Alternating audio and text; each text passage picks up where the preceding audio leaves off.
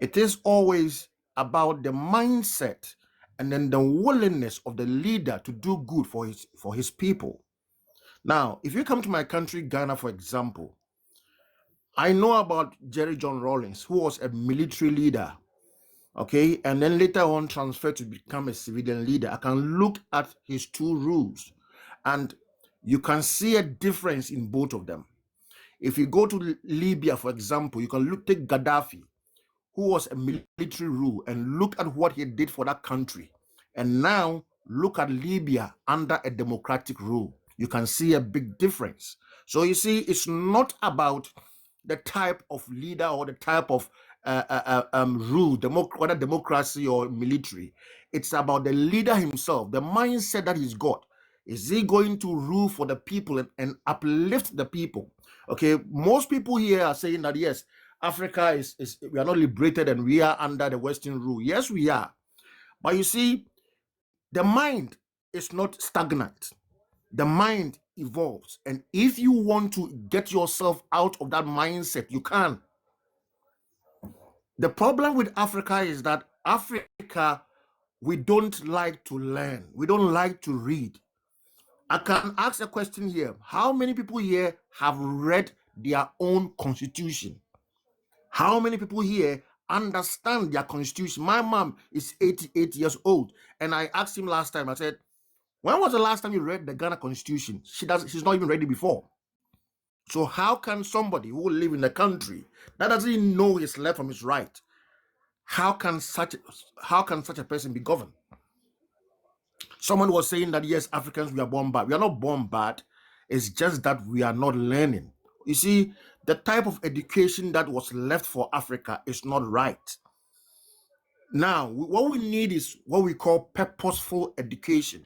We need to look at our natural resources and then dedicate or create education around that sector. For example, if you take the gold, our gold, how many Africans know how to properly extract the gold from the ground and then melt them and then transform them into finished product?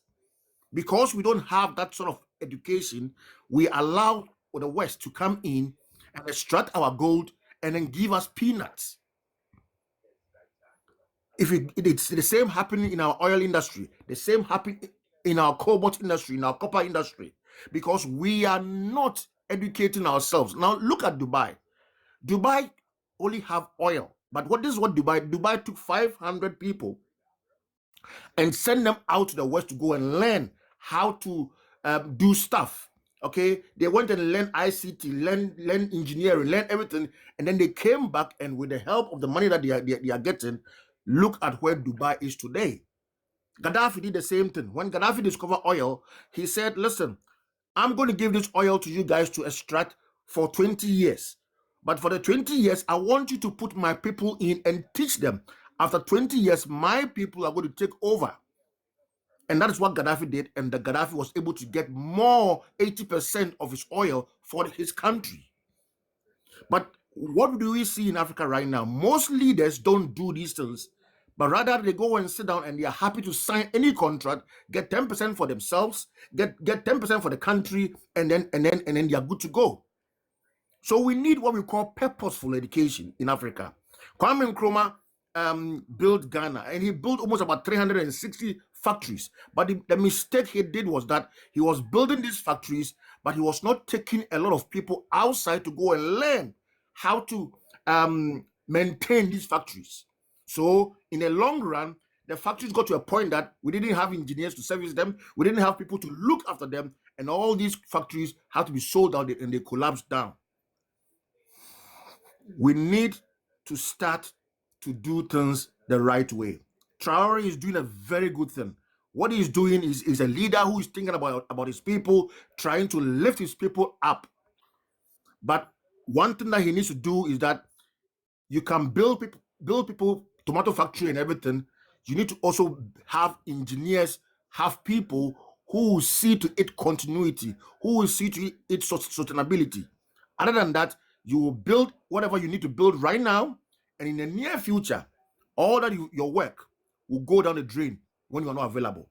So we need people, we need leaders who be patriotic enough, also who surround themselves with the people themselves and uplift them and then educate them to the point that if they are not there, they can step into their shoes.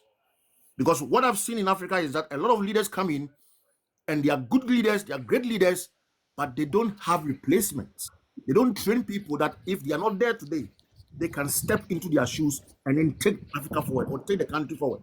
And until we start doing that, we are always going to suffer because trust me, Thomas Sankara did the same thing. And when Thomas Sankara went away, look at what happened. Now Traoré is doing the same thing. If he doesn't build himself and then build people around him who have the same mindset as him, who can step into his shoes, it will get to a time that when he's not there, there will be no one to step into his shoes. Thank you very much and good morning. The host, let me just come in from what Henry's point of